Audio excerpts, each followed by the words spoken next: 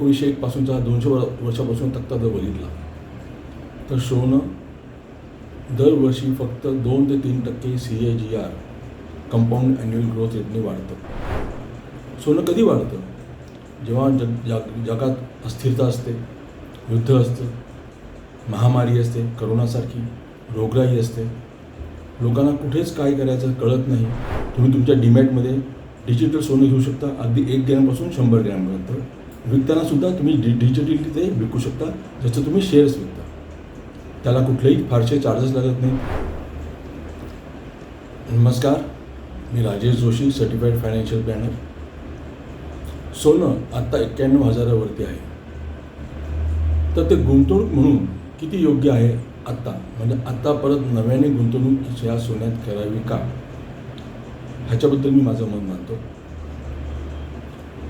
सोन्याचा जर तक्ता बघितला 100 वर्षापासूनचा, ॲक्च्युली 1901 पासूनचा 200 वर्षापासून तक्ता जर बघितला तर सोनं दरवर्षी फक्त 2 ते 3% CAGR कंपाऊंड ॲन्युअल ग्रोथ रेटने वाढतं. सोनं कधी वाढतं?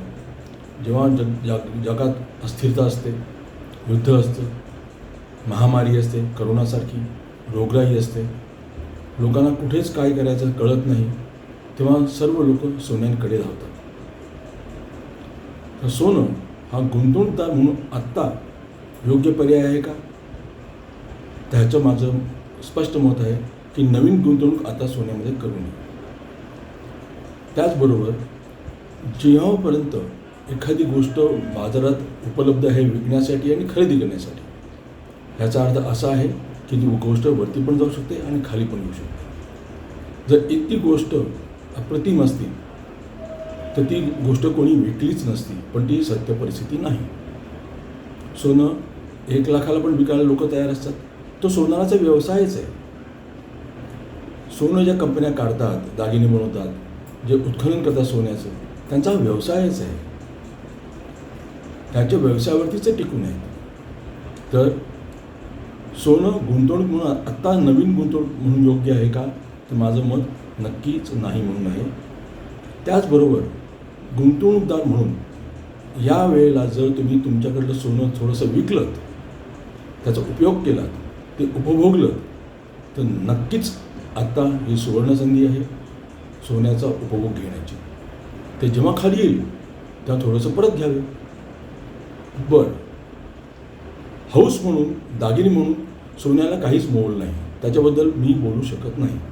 तो वैयक्तिक प्रकार आहे. पण गुंतवणूकदार म्हणून, नवीन गुंतवणूकदार म्हणून सोनं आत्ता नव्याने उडी म्हणून घेण्याची गरज आहे का? तर माझं मत नक्कीच नाही आहे. वाट बघा, खाली येईल तेव्हा थोडं परत घ्या. त्याचबरोबर डिजिटल सोनं हा सोपा मार्ग आहे. बँकेचं लॉकर लागत नाही. तुम्ही तुमच्या डीमॅटमध्ये डिजिटल सोनं घेऊ शकता, अगदी 1 ग्रॅमपासून 100 ग्रॅमपर्यंत. विकतानासुद्धा तुम्ही डिजिटली ते विकू शकता, जसं तुम्ही शेअर्स विकता. त्याला कुठलेही फारसे चार्जेस लागत नाहीत, कोणाकडे जायला लागत नाही. तुम्ही तुमच्या फोनवर ते विकू शकता आणि घेऊ शकता. कृपया ह्याचा जरूर विचार करावा. गुंतवणूकदार म्हणून सोनं आत्ता घ्यावं का? तर बघा, मी माझं मत नोंदवलेलं आहे. धन्यवाद.